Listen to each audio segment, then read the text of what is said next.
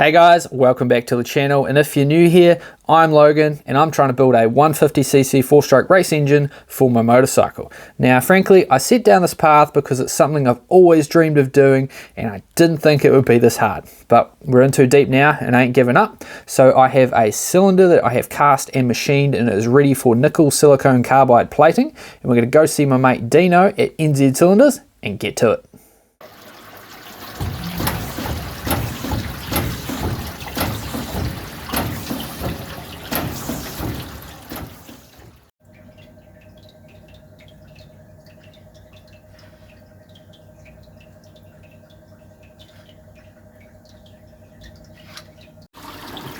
Oh, pushing the button.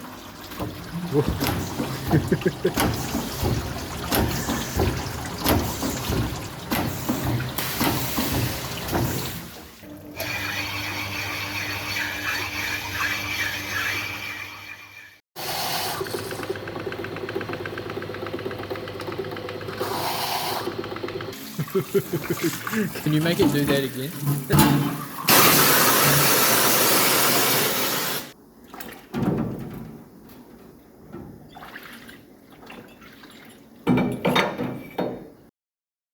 Now this plating process is highly protected, so courtesy of Bonnie the cat, here are some outtakes. I'm in too deep now. Oh, hey Bon.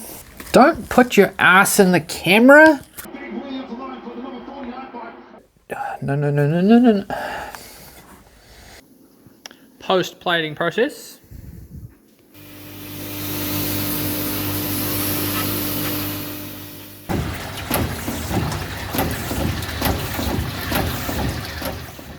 I'm back in the garage, but I have left the cylinder with Dino at NZ Cylinders as he needs to do some finish measurements at a very controlled temperature. And what we're up to next is we're about to upgrade the lathe with a coolant system, as that was a major limiting factor when I was machining the dummy crankshaft. First up, we need to give the lathe a damn good clean, because as you can see, it is not oil or watertight. Then I need to seal up all the gaps between the bed and the tray.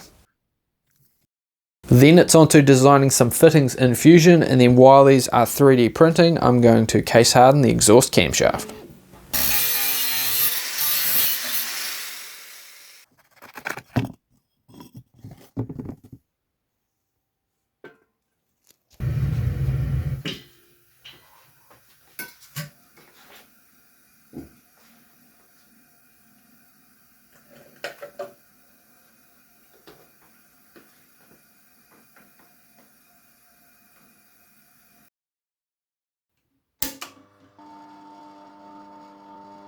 Now I'm going to leave the cams to temper in the kiln for a couple of hours, and that should hopefully stop them from snapping, and this is just in time for the 3D printer to finish, so let's get back onto the cooling system.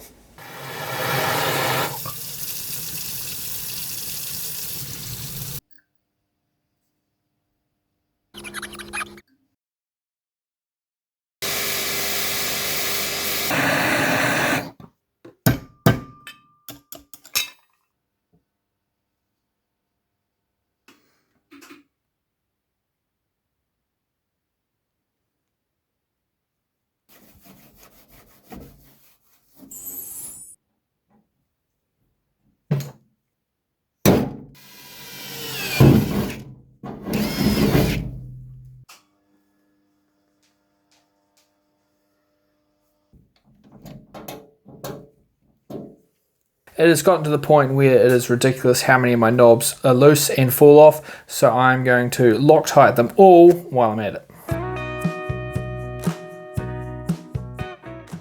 Geez, there's still some warmth in that. And that is both cams case hardened and tempered and ready to drop back to Peter at Canelli Cams, so I'm going to go see him now.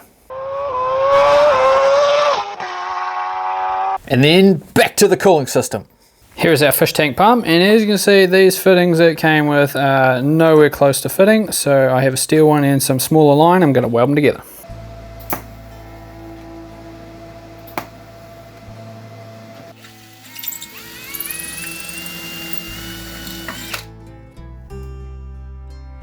That should do the trick.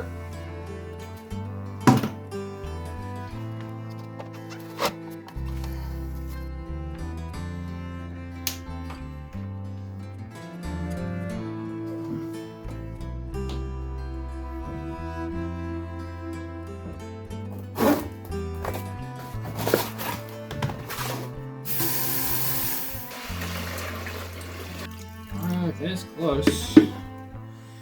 And 1/2 of this. Geez, that's getting close to the top. The feed side of the coolant system is ready for testing. I have everything connected and plumbed up. We've got the system filled, and yeah, I'm going to see how much comes out of here. Hopefully it is not too much because I do have the pump set on the minimum setting. Here goes nothing, plugging it in. That looks alright. Let's unplug that. Turn that one off. Turn this one on. Looks like a good amount of coolant. Now to build the return side. Alright, this is the cleanest my lathe is ever going to look, but let's see if we can find a low spot with a little bit of coolant for where we're going to put the drain. Alright, so pretty typical. It is pulling not where I want it. I really wanted it here, so I can actually push it down, and then that's the low spot and it starts to pull towards there, so I think that's what I'm going to do.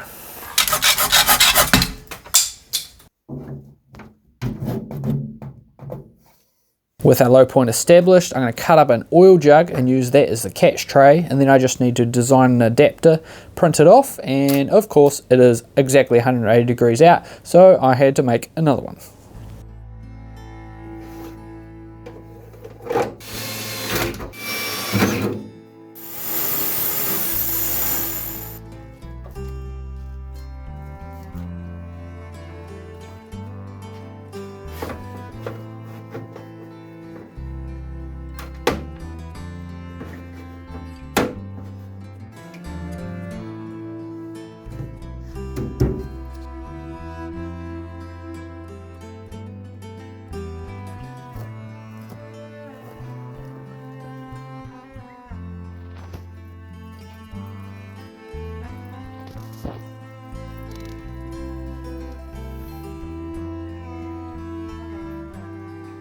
And with that, the lathe is ready to make some chips, so we're going to start machining the actual crankshaft, which is made from 4140, versus our dummy crankshaft here, which is made from mild steel.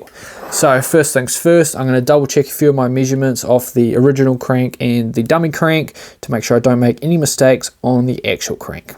And of course, update the design in Fusion.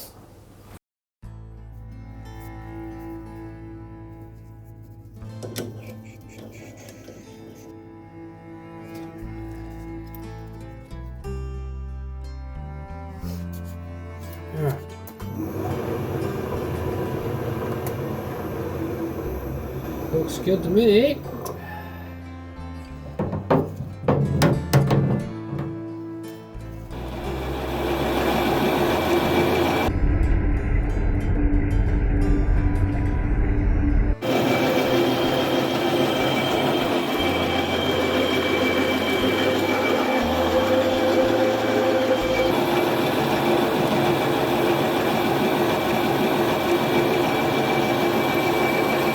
And there we are, that is the first test run of the coolant system. I removed about 10 mil off this side, 5 mil off this side, and it is still stone cold to the touch, and surface finish is way better. So very happy with how the cooling system is working so far. Because frankly, when I machined up my practice crankshaft, this thing would be getting bloody hot, and then I would have to give it a couple hours to cool down before I did any measurements and then continue machining. So the only downside I see so far is it is a little bit messier. I have had to turn the speed of the machine down so it's flinging off less of the coolant, because a bit of it's going on the wall and the floor. Now I'm not too worried about the floor, but the wall's probably not waterproof and it's running down the back a little bit, so I might have to make a splash shield that catches that in the near future. So yeah, I'm going to get back to doing some more machining.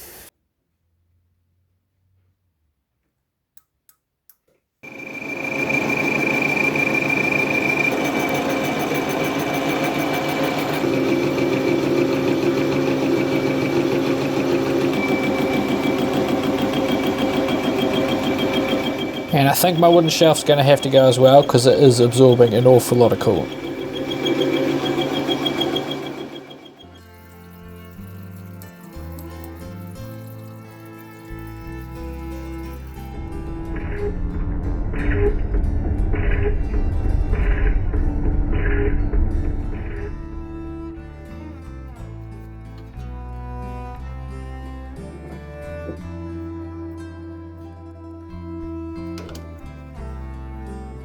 Alright, so this needs a bit of balancing because it is way off.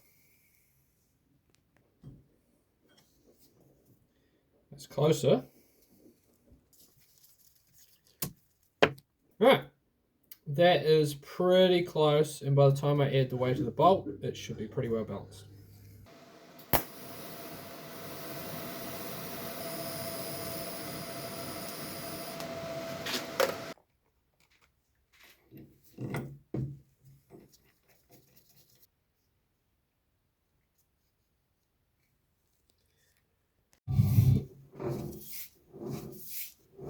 Right, that's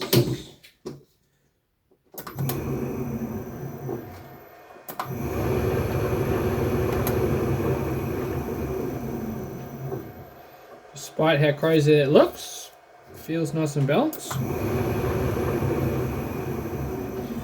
Let's do some highly interrupted cuts.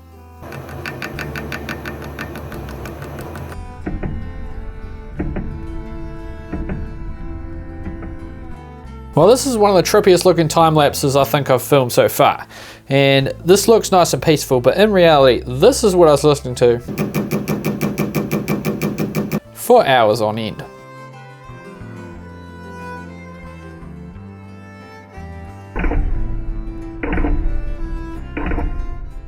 I had no idea how much flex this tool actually had till I watched the slow-mo, so please don't send me to machinist jail.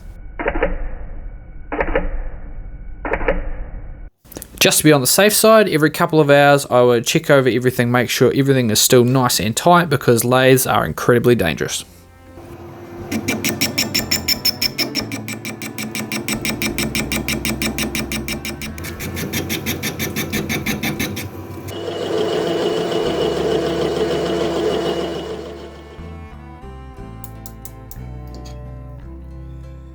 Alright, 32.5, so we've got 0.75 of a mil left. Alright, I think it's time to change tools.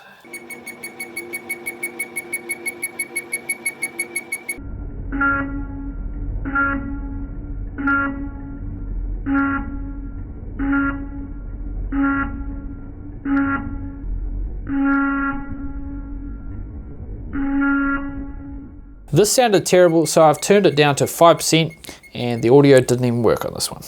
It probably sounds like jumping in a swimming pool or something.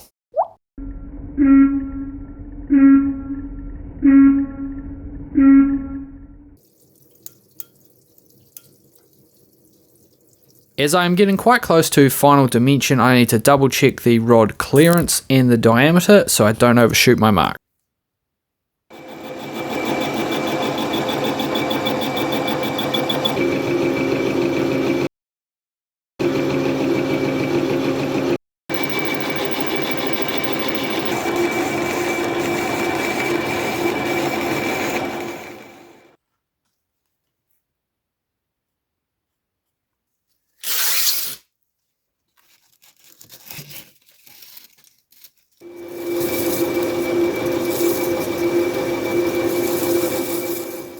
And there we are. After a day and a half, this is starting to look like a crankshaft, which is pretty cool. So I've got the outsides being on the money, the inside's exactly where it needs to be.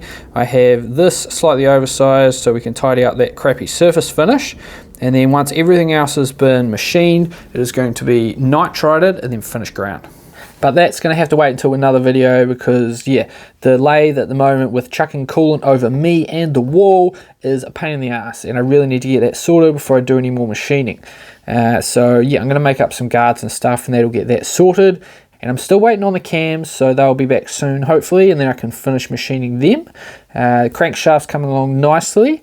The barrel, the nickel plating's been done. I'm just waiting for it back. It needs to have the final measurement done, which is done at a very precise temperature. It's all very accurate. And yeah, I think that's probably about it from me. This has been Logan from the Motorcycle Forge. I hope you enjoyed, and I'll catch you next time.